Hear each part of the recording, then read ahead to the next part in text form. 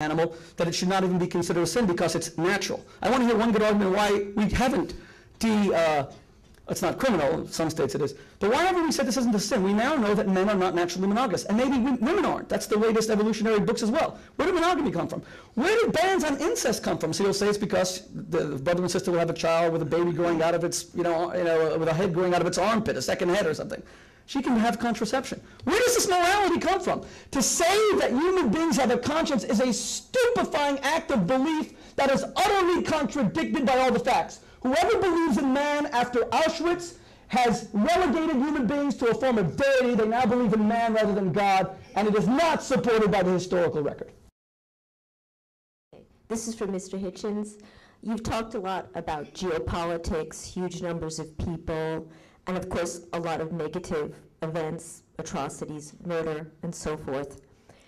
What I'm wondering is, with ordinary people who don't wield much power, which is most of us, let's face it, positive small acts such as tutoring adult illiterates, visiting sick children who are not our children, who we may not even know, things of that nature. I'm brought to mind the quote by Mahatma Gandhi, if you want to find yourself, lose yourself in service to others.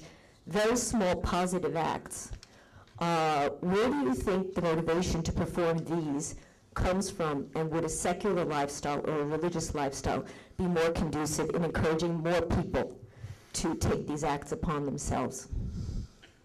When the National Health Service started in Britain, it's considered the great socialist achievement, there was an interesting discovery was made. You didn't have to pay people to donate blood. The system never ran out of blood. People just came. You could always count on it. There was always enough in the blood banks. And Professor Richard Titmuss, a great socialist theoretician, wrote a book called The Gift Relationship. How is that the thing appears to run on nothing? He postulated that some people have a need to help. They get just as much of a charge out of it, if you'll forgive the vulgarism, as they do from, say, finding the wallet on a back seat of a taxi and thinking, well, no one's going to know. Of the two, I prefer finding an enormous wallet on the back seat of a taxi. I'm not a particularly compassionate person. I mean, I would make sure that the guy had lots of money already and so on. I'd rationalize it, but I would be doing that. Why would I be doing that? I don't know why. I don't know why. But there is this need in ourselves to be nurturing. It's because the same as our attitude to children. If you see a woman being kicked in the stomach, your attitude ought to be one of revulsion. We know people who like this kind of thing, but we can count on a revulsion when we're speaking to ordinary people. If we see it's a pregnant woman being kicked in the stomach, I would bet that most people would think that was worse, even if they didn't believe that there was such a thing as an unborn child for reasons of political controversy. I would not trust anyone who didn't think that was worse. Now, why does everyone in this room obviously know what I'm talking about? Not because you were taught by your priests, ladies and gentlemen. That would be insulting you. That would be truly insulting you, in your ethics as well as your intelligence, obviously. So I didn't come here to be rude, did I? It's a risk I'll run, but I'm not. I didn't come here deliberately to make you think so little of yourselves that you wouldn't know what I was talking about without instruction from priests who claim to know God's will. Come on. We make progress to the extent we leave all that behind. We'll take this into the streets or into the cafe. Thank you very much. Thank you. And I want to thank Mark Daly for doing a wonderful job of setting up the evening. Books by the two panelists are available for sale and signing now, and Mark Daly, I'm sorry, and the moderator. And feel free to go up and continue the conversation with them. So we'll leave in about 10 or 15. You guys interview. Okay. In this issue, do you have a stance? Do I have a stance? Yes. What is your stance? Who did you lean? Religion is a rotting heap of falsehoods, but I was sworn to neutrality during this debate. Oh, okay. I had to simulate it at least. So did Shmuley finally lose one? Because he keeps talking, he keeps assuming a victory. What? Well, horse-throated hectoring always loses to sardonic wit.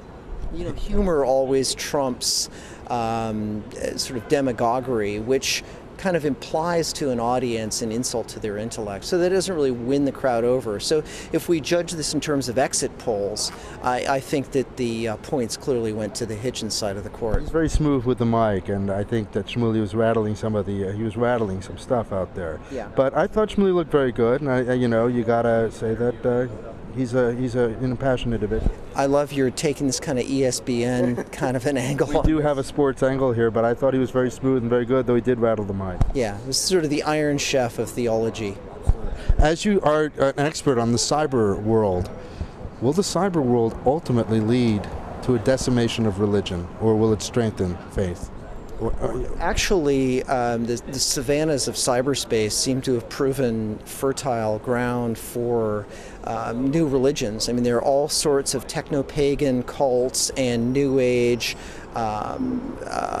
belief systems that have taken root on the net, and done this whole Dungeons and Dragons sensibility has migrated onto the web and created little locuses, little nooks and crannies where people kind of re-envision religion for a technological age. You know, Mircea Eliade said that religious thought isn't exterminated by technological modernity.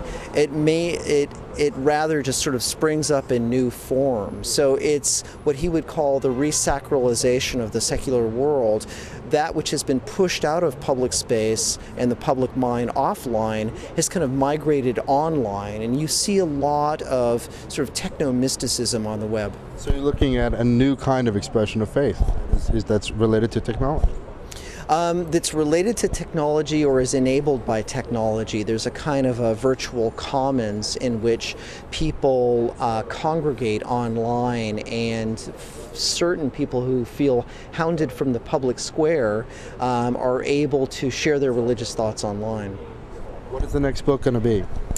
The next book is called Don Henley Must Die, Growing Up Disaffected in the Desert of the Real. I like to call it a drive-by cultural critique, a social history, and an anti-memoir about growing up in the badlands of Southern California in the 1970s. Sacrilegious. Yes. My pleasure. All right.